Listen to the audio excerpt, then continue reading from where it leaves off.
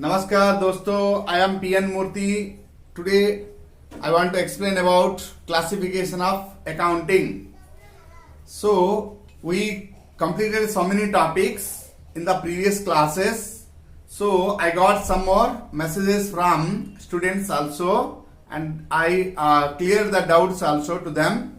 So that students, I am requesting to all of you, if anybody having any more doubt, please contact me. No problem at all. So that new topic for today, it is classification of accounting. See here, accounts are generally classified into two parts. One is personal account and there is impersonal account. Personal account means the thing, means the person who is a person, name, who is a name, who is having a name, those are categorized into personal account. And others means things etc. are categorized into impersonal account. Who are not persons, their accounts are going under impersonal account. Hence, impersonal account again subdivided into real account as well as nominal account. The whole world's total things, goods, etc. are categorized into these three groups by the father of accounting, Luca Pacioli. Okay, so that the personal account is classified into three parts now. That is natural personal account, artificial personal account, representative personal account. So natural personal account, that means names of natural persons. That means Ram account, Sam account, Sita account, Gita account, etc.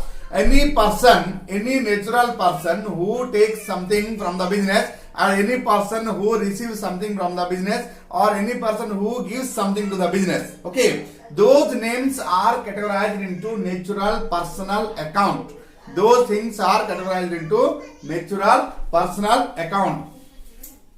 So that natural personal account, these are going under natural personal account. Artificial personal account, that means artificial persons' names are categorized into artificial personal account. That means human beings are created those things. Human beings means, example, a company or a business house or an institution or an education institution or a bank. Okay, names of these forms are going under artificial personal account. Example, State Bank of India, Indian Bank of India, RBI, or you can say a university, means that is Andhra University or Odisha University, BPUT University, OUAT. Okay, so any names, any names of the organization is categorized into artificial personal account. Example again, Lakshmi Industries. Okay, Sultan Traders. These are known as going under artificial personal account. So any business house name. Okay, any business house name. Example, again we can say Redmi and Co, Airtel and Co. These all are going under artificial personal account. So then next is a representative personal account. Anything which has to pay to outsiders or which is receivable from outsider, those are categorized into representative personal account. Example, outstanding expenses, incomes received in advance, expenses prepaid, or you can say accrued incomes. These are categorized into representative personal account. On the same way, the owner of the business invested the money, that is capital, that is also be categorized into representative personal account. On the same way, any amount of drawings made from the business by the owner, those are also be categorized into representative personal account. So again I will give little bit example. First case is natural personal account. Natural persons accounts are categorized into one group, that is natural persons names only. Example, Anil account,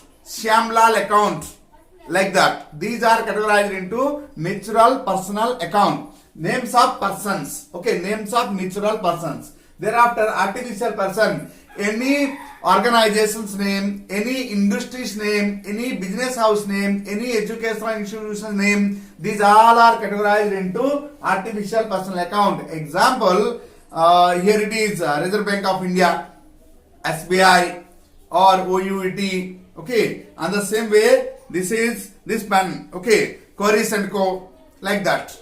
any item, that means Redmi and Co, Amazon and Co, these all are going under artificial personal account. Next one is representative personal account. Representative persons are the represents of the dues. That means any amount of money we have to pay outside. That means outstanding expenses. Or we paid in advance, means expenses paid in advance, or incomes received in advance, or we have to receive the income. That means incomes receivable. Along with that, capital of the business. Along with that, drawings of the business. These all are categorized into representative personal account. Now friends, we will move to impersonal account. Means our father of accounting look officially categorized these persons' names are in personal account, whereas in impersonal account these are quite opposite to persons. Okay, means the effects, means goods, things, commodities, etc. Those all are categorized into real account. Means in real account means all goods. Goods means all the things. Goods means we are purchasing the goods, we are selling the goods, etc. And services also categorized into real account. Along with that, things, services, commodities, assets, liabilities, all plant, land, building, machine, furniture, etc. Along with that, any more liabilities. Liability means what? The amount of money due from the outsider to others. That means what? The amount of money due from business to outsider in the form of loans, bank overdraft, creditors, okay, debtors, overdrafts. These are means debtors, assets, furniture, things, goods, all are categorized into real account. That means goods, things means tangible goods, or you can say intangible goods. Good will also be intangible goods, that is also be categorized into this real account. So the goods, things, services, commodities, assets, liabilities. So assets means the things which are we can intangible. It may be intangible goods, it may be unintangible goods. Okay, intangible goods or tangible goods. Sorry, intangible goods or tangible goods. కొంచెం cut చేయి, అది కొంచెం cut చేసేయాల. So now in case of real account, it includes goods, things, commodities, assets, liabilities. Assets, it means it may be tangible goods, it may be intangible goods, tangible asset, or it may be intangible asset. So like that, liabilities. Liability means any amount of money due from the business to outsider are also be categorized into this group. Okay, so friends, an example: machinery, plant, land, building, stock, debtors, creditor, bank loans, debentures. These all are categorized into real accounts. Okay, now we will move to nominal account, the final one. So nominal account, that indicates all the profits of the business, losses of the business, expenses of the business, incomes of the business, gains of the business.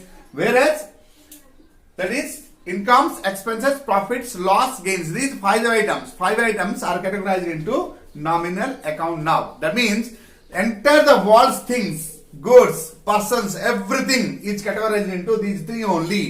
Means without these three, no outside things are there. Means excluding this, nothing is there in the world. That's my concept.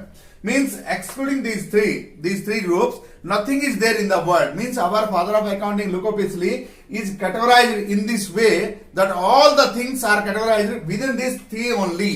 Okay, means outside these are not available. If there is an impossibility of the things which are not in this box. Okay, so there is no more things are there which are not related to this. No things are available in the world.